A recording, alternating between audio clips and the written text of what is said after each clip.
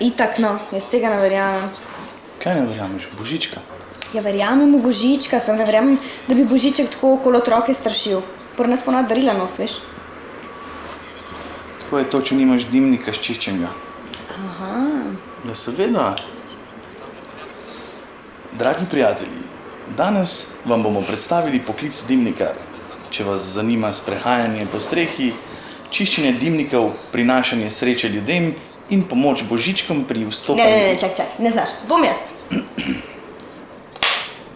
Tu je star in cenjen poklic, ki ga dimnikarji opravljajo že več kot 1000 let. Legenda pravi, da je že leta 1066 britanskega kralja Williama rešil neki dimnikar pred podivjanim konjem. V zahvalo za to ga je kralj povabil na poroko svoje hčere.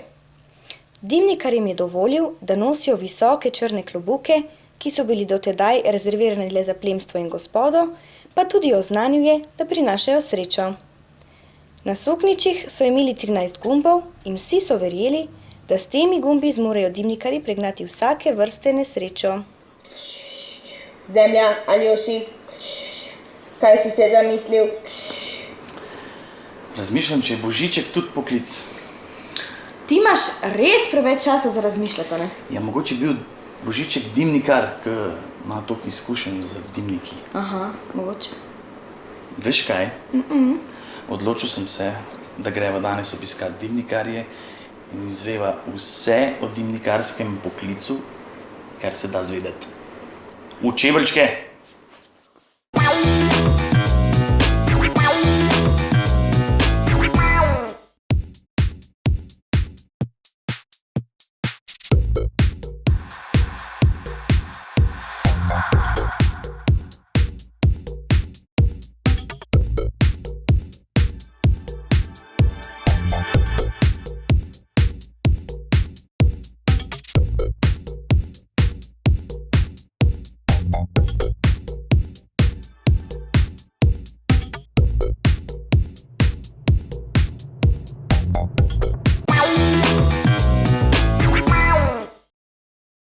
No, danes dimnikar niti slučajno ni več kopija podobe iz preteklosti. Je sodoben, modern poklic, ki najde svojo vlogo v vseh državah, tako Evrope kot na svetu.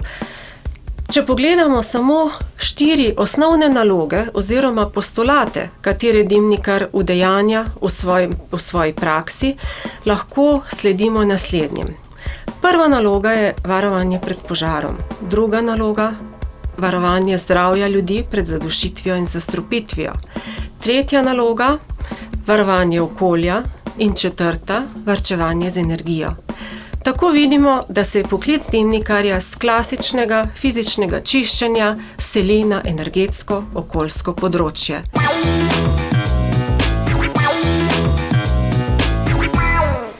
Ej, a si v redu? A si okej? Nisem v redu, glej, kje sem, ne moram se niti premikati. Oj, sploh ne vem, kako si on tle gor za gozdu, no. Kam je sploh bilo, da je gor lazil, joj. Kaj ste videli, zdaj si pametna, prej bi šla ti noto, pa tega ne bi bilo. A bo to šlo? Ja. Bo šlo? Bo šlo, bova probala, samo ne vem, kako mu je uspelo not priti. Jaz tudi ne. Še dobro, da je imel sploh telefon s sabo, da me lahko poklical. Rešte me že ven, no prosim. Ja, bova probala, se pravim, samo koliko vam jaz podatke vi na elektriko kurite.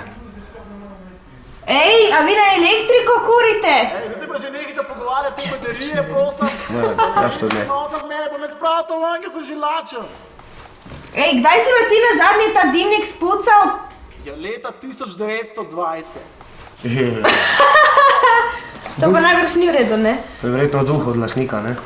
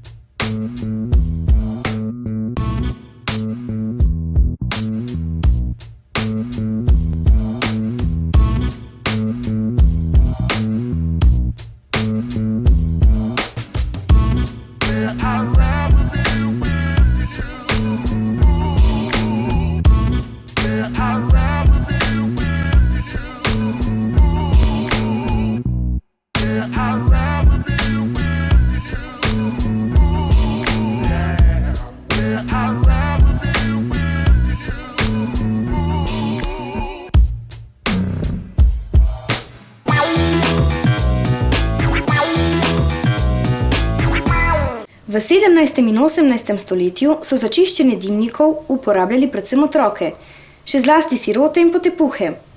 Nekatere od teh so v dimnikarsko službo prodali celo starši sami. Stari so bili 7 let in slabo hranjeni, da se niso zataknili. Splezati so morali v dimnik in ga očistiti z roko ter krtačo. Mnogo jih je pri tem tudi padlo ali se zadušilo. Čeprav je že v 18. stoletju bristolski inženir Joseph Glass izumil dimnikarski pribor, kot ga poznamo še danes, so mnogi še naprej raje uporabljali otroke, ker je bilo to pač ceneje.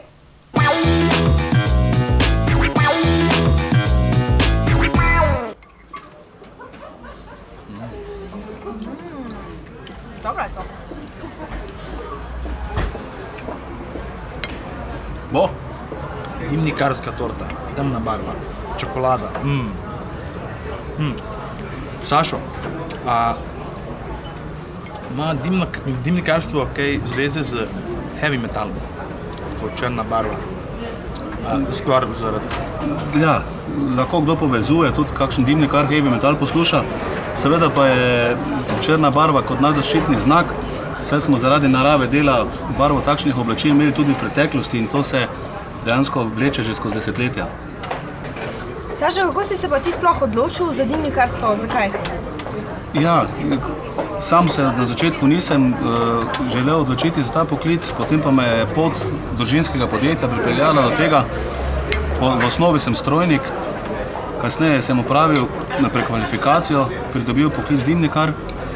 V času svoje službe sem tudi izredno študiral, sem končal študij na GEA Collegeu, tako da sem diplomiral iz podjetništva. Zdaj si pa poleg službe, koliko si vzamem časa, probam dokončati tudi magisterij iz menedžmenta, ampak zaradi obsega dela tega časa zelo malo in upam, da se bom potrudil in tudi to dokončal v kratkem. Sašo, koliko zaposlenih pa imate v podjetju? Ja, dimnikarstvo Maribor ima kar dolgo zgodovino. Podjetje bo imelo 60-letnico naslednjo leto. Tukaj nas je cirka 60 zaposlenih, od tega je 50 dimnikarjev kot terencev. Ostalo so pa vodje posameznih območij, ki s svojim delom v pisarni omogočajo tako organizacijo, da se to delo izvaja tako, kot je potrebno. Kako količino kurišč pokrivate, recimo to v Mariboru? Ja, v Mariboru kot podjetja z mariborskimi temi družbeniki pokrijemo cirka 40 000 kurišč, tako da je kar obsežno delo, ki ga opravljamo. Kdaj pa smo recimo Slovenci začeli čistiti dimnike? Ja, naša zgodovina seže že v 15. stoletje. Takrat je že Marija Terezija to dejavnost predpisala kot obvezno zaradi požarne varnosti. Neki novejši izsledki pa sega v letu 1974, ko je bil sprejet tudi prvi zakon o dimnikarski službi v Jugoslaviji in ta zakon se je obdržal vse do leta 2004, ko smo dobili nov zakon o varstvu okolja. Takrat je tudi ta dimnikarska služba dobila večjo veljavo, ker je prestopila iz lokalnega na državni nivo. Od takrat smo državna javna služba. Kako je pa v Sloveniji, v slovenski državi, osamosvojitve recimo za dimnikarstvo? Ja, moramo povedati, da se stvari v zadnjih letih znatno izboljšujejo. Edini problem, kar imamo kot izvajalci, je, da imamo veliko pomanjkanje kadrov. Vse manj ljudi, mladih dijakov, osnovnošolci se odločajo za ta poklic in mi bi bili zelo veseli, da bi se to število povečalo, ker mislim, da ta poklic privlačen. Tehnologija tako napreduje, da tudi mi vedno kvalitetnejše kadre želimo imeti in upamo, da bomo v sodelovanju z določenimi inštitucijami, z šolami, zbornicami uspeli pridobiti ta nov kader. Ej, mladi dimnikarji!